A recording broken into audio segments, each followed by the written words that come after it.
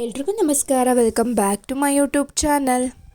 ಇದು ಊರಿಂದೇ ಬ್ಲಾಗ್ ಆಗಿರುತ್ತೆ. ಮಾರನೇ ಬೆಳಗ್ಗೆ ಬೆಂಗಳೂರಿಗೆ ಬರಬೇಕಿತ್ತು ನಾವು, ಅದಕ್ಕೋಸ್ಕರ ಊರಲ್ಲೇ ಸೊಪ್ಪು ಮಾರ್ತಾರೆ, ಅದನ್ನು ತಿಳಿಸ್ಕೊಂಬರೋಣ ಅಂತ ಹೇಳಿ ನಾನು ನಮ್ಮ ಮನೆಯವರು ಮತ್ತು ನಮ್ಮ ಅಕ್ಕ ಹೋಗಿದ್ವಿ.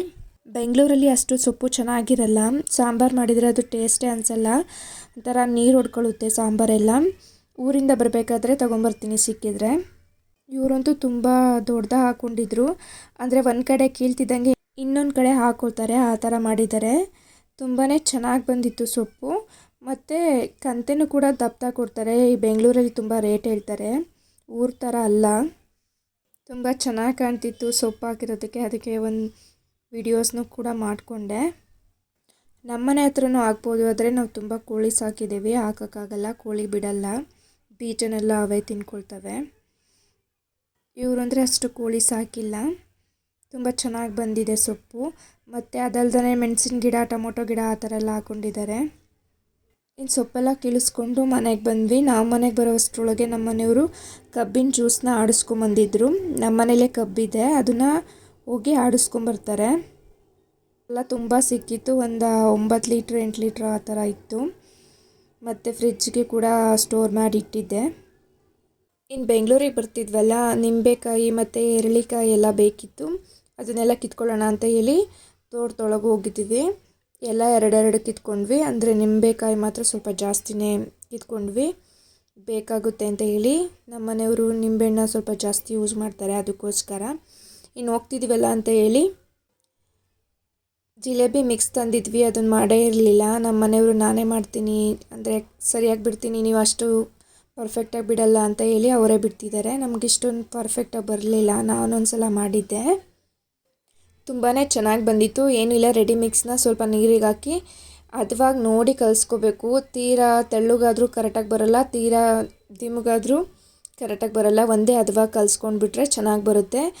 ನಾವು ಜಿಲೇಬಿ ಬಾಟಲ್ ಥರ ಬರುತ್ತೆ, ಅದನ್ನು ತೊಗೊಂಡ್ಬಿಟ್ವಿ, ಅಷ್ಟು ಚೆನ್ನಾಗಿ ಬರೋಲ್ಲ. ಈ ಚಿಪ್ ತೊಗೊಂಡು ಒಂದು ತೂತ ಮಾಡಿ ಅದರಲ್ಲಿ ಬಿಟ್ಟರೆ ತುಂಬಾ ಚೆನ್ನಾಗಿ ಬರುತ್ತೆ.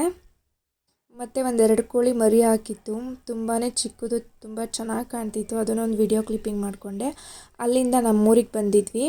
ರಾತ್ರಿ ಊಟಕ್ಕೆ ಅಂತ ಹೇಳಿ ನಮ್ಮಮ್ಮ ಅಕ್ಕಿ ರೊಟ್ಟಿ ಮತ್ತು ಈ ಕಾಳು ಸೀಸನ್ ಇದ್ದಾಗ ಈ ಥರದೊಂದು ಪಲ್ಯ ಮಾಡ್ತಾರೆ, ಅದನ್ನು ಮಾಡಿ ಮೊಟ್ಟೆ ಕೊಟ್ಟಿದ್ರು. ಮಾರನೇ ಬೆಳಗ್ಗೆ ಬೆಂಗಳೂರಿಗೆ ಬಂದ್ವಿ, ನಮ್ಮ ಅತ್ತೆ ಮಗನ ಎಂಗೇಜ್ಮೆಂಟ್ ಇತ್ತು ಅಂತ ಹೇಳಿ.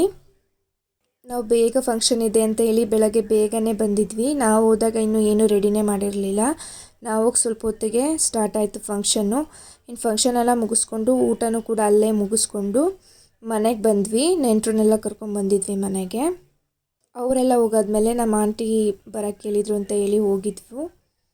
ಕೈಮಾ ಮಾಡಿದರು, ತುಂಬ ಚೆನ್ನಾಗಿ ಬಂದಿತ್ತು. ನಮ್ಮ ಅಪ್ಪ ಅಮ್ಮ ಎಲ್ಲ ಬರ್ತಾರೆ ಅಂತ ಹೇಳಿ ಜಾಸ್ತಿ ಮಾಡಿದ್ರಂತೆ, ಯಾರೂ ಕೂಡ ಹೋಗಲಿಲ್ಲ, ನಾವೇ ತಿನ್ಕೊಂಡ್ವಿ.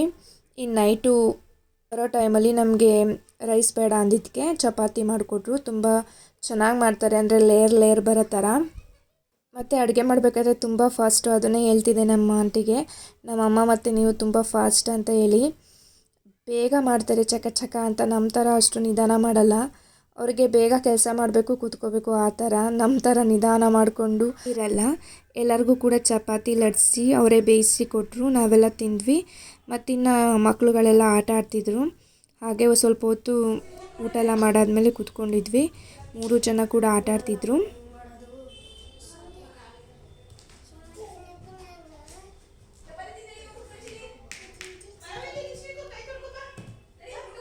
ಇದಾಗಿತ್ತು ಈ ದಿನದ ಬ್ಲಾಗ್.